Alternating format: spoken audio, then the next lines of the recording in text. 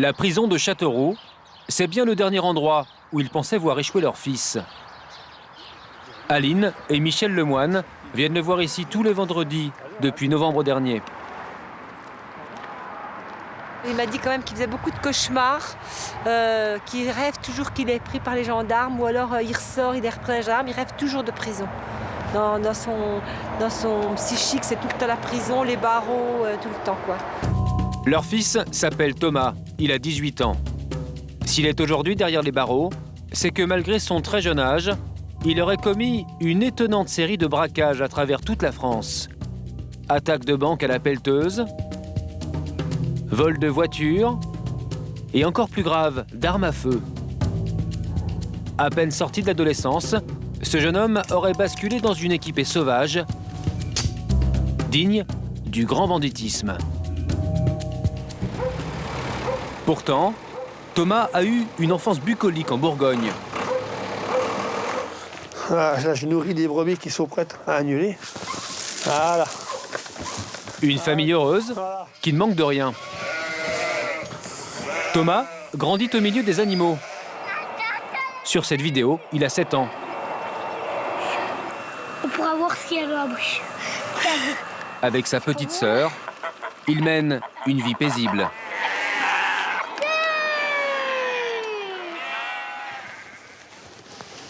C'était les années bonheur ici. Nos enfants avaient 2 petits poneys, il y avait des chèvres, il y avait les moutons. Et les enfants étaient toujours avec nous. Même Thomas a aidé à faire les clôtures autour parce qu'il n'y avait pas de clôture, il n'y avait rien pour arrêter les bêtes. C'était la joie ici. Hop. Mais ce joli tableau va s'assombrir. Un beau jour, les propriétaires à qui ils louent leur terre pour élever leurs brebis leur demandent de quitter les lieux. Mais les parents de Thomas résistent. S'ensuivent alors des années de batailles juridiques, de procès, qui plongent les 2 parents dans une profonde dépression.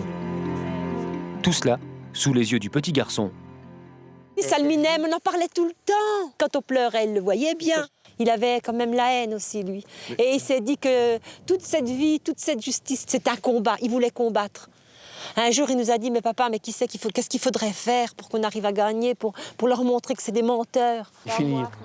Le petit Thomas voit aussi ses parents s'appauvrir d'année en année, car les procès coûtent cher. Criblé de dettes, la famille vit alors au rythme des visites d'huissiers. Réflexe d'enfant, Thomas va même jusqu'à cacher ses propres jouets. Et là, voilà dedans la remarque et le tracteur. Et puis l'autre cabane ici. Quand vous voyez vos enfants qui cachaient leur vélo parce qu'ils avaient peur que l'huissier prenne leur volet ou leur vélo ou alors leurs 2 poneys qu'on leur avait fait cadeau. Hein, vous voyez des enfants de 10-12 ans qui cachent leur affaire et qui demandent si on ne va pas lui prendre son lit, son armoire, sa chambre, si on ne va pas lui emmener, si l'huissier ne va pas lui prendre. Qu'est-ce que ça vous fait dans les tripes, hein?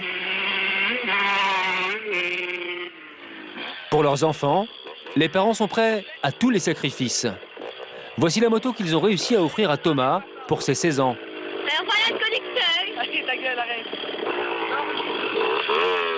Un an plus tard, pour l'éloigner des problèmes de la ferme et parce qu'il est passionné de mécanique, il inscrit ici en internat dans ce lycée professionnel de Dijon. Seulement, Thomas reste traumatisé. En février 2010, il envoie un SMS très inquiétant à sa mère. Un projet de vengeance contre ceux qui auraient rendu malades ses parents.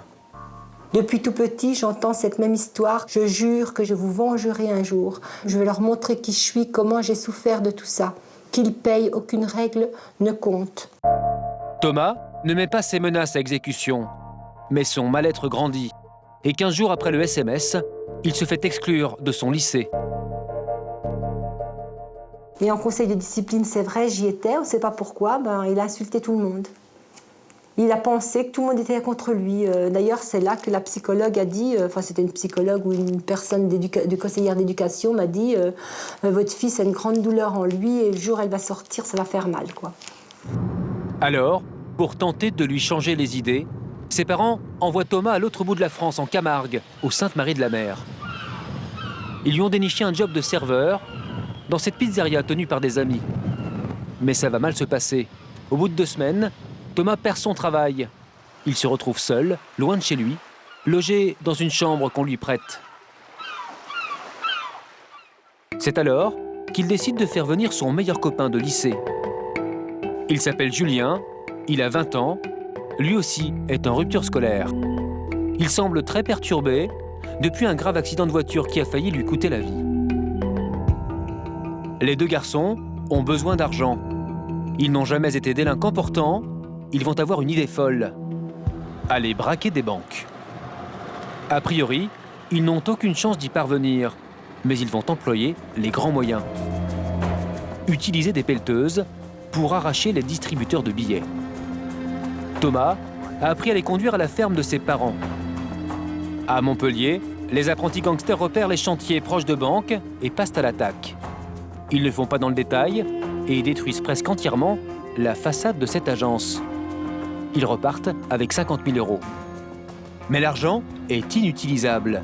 Le distributeur était équipé d'un système anti-vol qui tache d'encre les billets.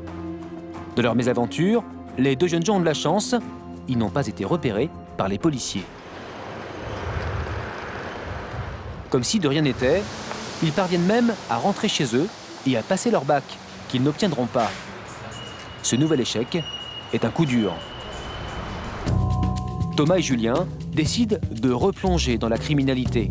Mais cette fois, ils seront beaucoup plus modestes. Ils s'attaquent à des distributeurs de monnaie, de laveries automatiques. Jusqu'au jour où, en voiture, ils tombent par hasard sur un contrôle de gendarmerie. Bon, mais sans conséquence. Merci, Voilà. parfait. On s'aperçoit qu'ils disposent dans le coffre de la voiture de tout l'arsenal du parfait malfaiteur. Ils ont des cordes, ils ont des burins, ils ont des cagoules. Donc ces gens-là sont amenés à la brigade, ils sont placés en garde à vue, ils vont être mis en examen et placés sous contrôle judiciaire. Autrement dit, ils doivent se tenir à la disposition des autorités. Mais les deux jeunes hommes ne respectent pas leurs obligations. Ils décident de partir en cavale. Pour assurer leur fuite, ils cherchent des armes qu'ils vont trouver dans la région de Châteauroux. Dans ce club de tir, pour s'emparer des fusils et des pistolets stockés derrière ces murs, ils renouent avec leur technique initiale, la pelleteuse. Quand le président du club de tir découvre l'étendue des dégâts, il n'en revient pas. Et bien là, je suis tombé raide. On aurait dit qu'il y avait une bonbonne de gaz qui avait explosé. Hein. Une partie du bâtiment est réduite en miettes. Toutes les armes du club de tir ont disparu.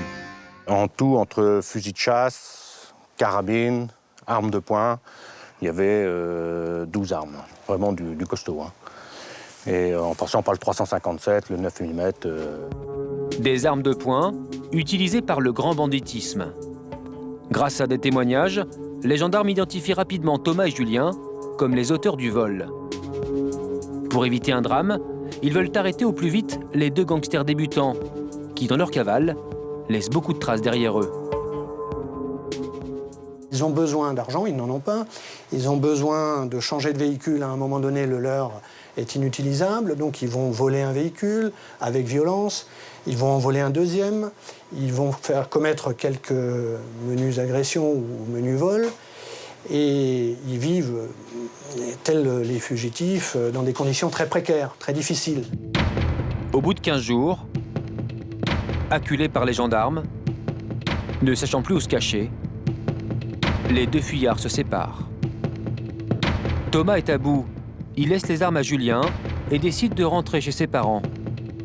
Là-bas, il prend le fusil de son père et court se réfugier dans sa chambre. Il crie à sa famille qu'il veut se suicider. Sa mère alerte alors les gendarmes. Voilà, donc ça s'est passé là en fait. Rien que le fait de dire qu'on allait le mettre en prison, ben, il s'est mis à pleurer, à hurler, il a tiré un coup de fusil en l'air là. Et entre-temps, je suis descendue, moi, et j'ai eu le monsieur de la brigade de Bourges qui a dit « Dites à votre mari qu'il jette le fusil par la fenêtre ». Son père lui arrache le fusil des mains et le jette par la fenêtre. Thomas dévale les escaliers. Il veut récupérer son arme. Son père le poursuit, mais il est pris d'un malaise. Mon mari s'est mis à suffoquer. C'est là qu'il a dit mon petit papa, ne meurs pas, je t'en supplie, ne meurs pas. Je veux pas que tu meurs à ma place. Maman va vite chercher de l'eau, papa, amène-lui de l'eau, amène-lui de l'eau. Et ensuite, allez papa, je m'arrête, je me rends. Et il s'est assis. Et là, donc, il y avait les gendarmes qui étaient déjà dehors, qui sont venus. Et il lui a dit moi, je suis pas méchant, je suis assis, j'ai rien contre vous. Son compagnon de cavale, Julien, est toujours en fuite. Il va se montrer beaucoup plus coriace. Lui non plus n'a pas de passé criminel et vient d'un milieu social favorisé. Mais son père prévient les gendarmes. Julien est prêt à tout pour ne pas se faire arrêter. Bon, si vous attendez que Julien il se rende, ça je pense pas que c'est quelque chose qui va se passer parce que pour moi, je dis, il va aller jusqu'au bout et il attendra qu'une chose, c'est que vous l'abattiez parce qu'il va aller jusqu'au bout de sa démarche. Le 21 novembre 2010, Julien est retranché dans cet hôtel de Dijon. Il s'est barricadé dans sa chambre et est armé jusqu'aux dents. Ce sont les super gendarmes du GIGN qui vont donner l'assaut. Quand il pénètre en force dans sa chambre, Julien n'hésite pas une seule seconde, il leur tire dessus. Une colonne d'assaut va pénétrer par effraction dans la chambre. Elle va essuyer un certain nombre de coups de feu, puisque Julien va tirer à 8 reprises. 3 des projectiles vont heurter le bouclier du binôme de tête. Et au bout des 8 coups, l'individu est maîtrisé sur son lit dans la chambre d'hôtel. Les 2 jeunes gens sont aujourd'hui en prison, dans l'attente de leur procès. Les parents de Thomas en sont persuadés. Si leur fils est tombé dans cet engrenage, c'est à cause des drames financiers qu'a vécu sa famille. Qu'on rende la liberté à mon fils avec l'honneur, je pourrais dire. J'ose le dire avec honneur, parce que lui, il a voulu venger l'injustice de ses parents. Voilà. Il n'a pas voulu faire le gangster ni le braqueur. Il n'avait pas besoin de ça pour faire sa vie, lui. Thomas risque jusqu'à 5 ans de prison pour vol aggravé. Quant à Julien, pour avoir ouvert le feu sur les gendarmes, il encourt jusqu'à 20 ans d'emprisonnement.